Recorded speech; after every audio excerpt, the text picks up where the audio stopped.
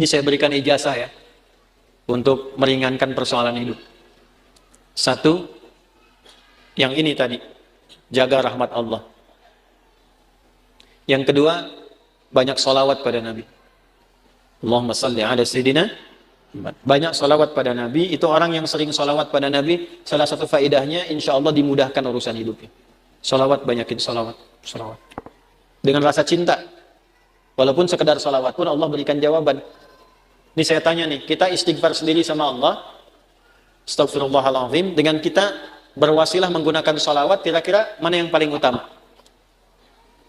Tapi jangan tebak-tebakan. Mana yang paling utama? Gini. Dua-duanya utama. Tapi kalau kita mau dilihat, mana yang paling berpotensi diterima, itu sholawat. Kenapa? Kalau kita istighfar langsung kepada Allah, ya Allah, ampuni dosa saya. Bagus, langsung hubungan. Tapi Allah masih melihat ketulusan hati kita. Karena ada yang istighfarnya cuma di lisan, gak nyampe ke hatinya. Contohnya habis sholat tuh, banyak yang saya perhatikan seringkali istighfarnya di lisan aja. Astagfirullah, melihat handphone, astagfirullah. Update status sambil astagfirullah itu. Sambil kirim WA. Itu cuma di lisan, belum tentu diterima. Tapi kalau Anda bersolawat pada Nabi, atas dasar cinta Allah kepada Nabi, walaupun Anda belum tulus solawatnya baru keluar dari lisan, Allahumma sholli ala sayyidina Muhammad, tapi karena kalimat itu keluar menggunakan nama Nabi, dan dengan cinta Allah kepada Nabi, dapat Anda 10 kebaikan. Apa dalilnya? Man shalla alayya salatan wahidatan sallallahu alaihi asyra salawat. Siapa yang salawat kepadaku, Nabi nggak sebutkan mau salawatnya khusyuk, mau biasa-biasa, penting keluar kalimat salawat, maka dibalas oleh Allah 10 kebaikan. Nah, di antara kebaikan yang Allah berikan itu ada rahmat di dalamnya. Ditemukan di mana? Di Quran surah kedua, di ayat berapa? 157. Al-Baqarah ayat 157. Bunyinya bagaimana? Ulaika alaihim sholawatun min rabbihim wa rahmah wa ulaika humul muhtadun. Ada orang-orang yang hidupnya dijamin oleh Allah mendapatkan sholawat dari Allah. Apa makna sholawat dari Allah? Pujian yang melahirkan rahmat. Tahu dari mana rahmatnya? Kalimat setelahnya berupa tafsir. Sholawatu wa rahmah. Apa makna rahmat di sini? Memudahkan urusan hidup. Dari mana dalilnya? Kalimat setelahnya. Wa ulaika humul muhtadun. Dan merekalah orang-orang yang dimudahkan hidupnya. Dari mana tahunya kalau ini kemudahan hidup? Pada ayat sebelumnya, ayat 155 dan 156. Bagaimana bunyinya? وَلَنَبْلُوَنَّكُمْ بِشَيْءٍ مِنَ الْخَوْفِ وَالْجُوعِ وَنَقْصٍ مِنَ الْأَمْوَالِ وَالْأَنْفُسِ وَالثَّمَرَاتِ وَبَشِّرِ الصَّابِرِينَ الَّذِينَ إِذَا أَصَابَتْهُمْ مُصِيبَةٌ قَالُوا إِنَّا لِلَّهِ وَإِنَّا إِلَيْهِ أُولَئِكَ عَلَيْهِمْ صَلَوَاتٌ مِّن رَّبِّهِمْ وَرَحْمَةٌ وَأُولَئِكَ هُمُ الْمُهْتَدُونَ. Duhai kalian yang hidup, aku akan uji dengan berbagai ujian supaya membuat hidup kalian berkualitas, kalian lebih baik lagi. Ujian itu satu bentuknya kekhawatiran. Sekarang pun ada yang khawatir kapan Ustadz selesai ngajarnya. Walju, karena saya mulai lapar. Wa naqsi minal amwal, ongkos sudah mulai berkurang. Wal anfus, ada yang sakit, ada yang meninggal. Wa thamarat, ada yang hasil kerja kerasnya dibawa orang. Wa basyiris sabirin, berbahagialah orang sabar. Bagaimana cara sabar? Alladzina idza asabathum musibah, yang kalau diuji dengan masalah ini, qalu, mereka meyakinkan pada hatinya, inna lillahi wa inna ilaihi raji'un. Ini ujian dari Allah supaya membuat saya berkualitas, dan pasti Allah kasih solusinya. Bagaimana cara mendapatkan solusinya? Kalau orang-orang sudah bersikap begini tawakal pada Allah, maka dia berburu rahmat Allah. Ulaika alaihim shalawatum min rabbihim wa rahmah. Orang sabar begini dipuji oleh Allah, diberikan rahmat. Kalau Allah sudah kasih rahmat, maka Allah berikan kemudahan untuk menyelesaikan semua masalah hidupnya.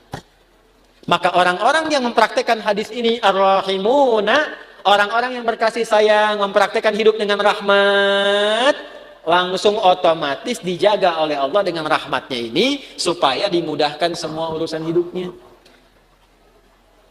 Semakin kuat prakteknya, semakin mudah hidupnya.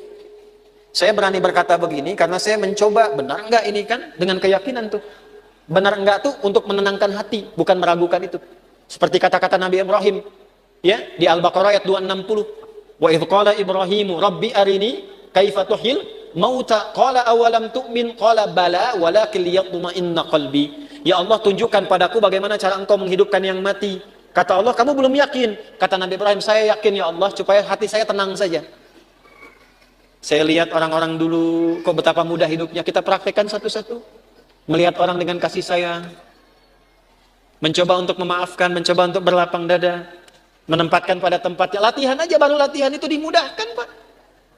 Baru latihan. Masih sedikit. Ini tidak beli. Ini tidak beli. Pak, ini pami kaca soca ya. Aya nu ngintun. Ku bapak diangge, eta biasa. Tapi bu, kaca soca ukurannya sami persis. Tuh. Sama persis ukurannya dengan keadaan mata saya. Kan Anda nggak tahu berapa yang silindris, berapa yang minus ini. Ini kalau saya buka kacamata, laki-laki dan perempuan sama. Sama-sama manusia. Makanya kenapa bu, kalau pengajian perempuan, ibu-ibu, sab muslimah itu saya buka kacamata. Ya, tujuan utamanya supaya yang paling cantik tetap istri saya. Ya, ini sama ukurannya Pak, tuh persis. Setiap ada model baru datang ukurannya sama persis. Dari mana? Siapa yang pernah ngecek mata saya? Ini dapat hadiah juga, Allah kasih baju, kaos kaki sampai ke sepatu. Cuman modal satu hadis ini teh, satu hadis. Cuman modalnya yakin punya Allah. Nah, eta teh modal yang paling utama tuh punya Allah. Gitu. Sekarang kita kekurangan itu. Sekarang banyak orang kekurangan itu. Jadi rasanya kurang merasa punya Allah. Coba tanamkan pada hati, saya punya Allah. Maka Anda tidak akan takut kehilangan jabatan, kalaupun harus jujur. Karena punya Allah.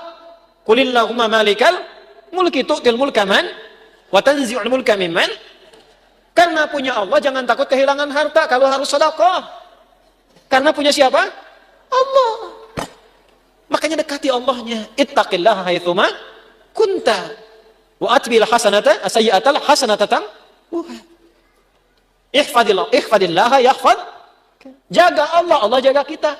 Jaga Allah itu maksudnya apa? Jaga diri kita tersambung dengan Allah. Dipakai hadisnya, pakai.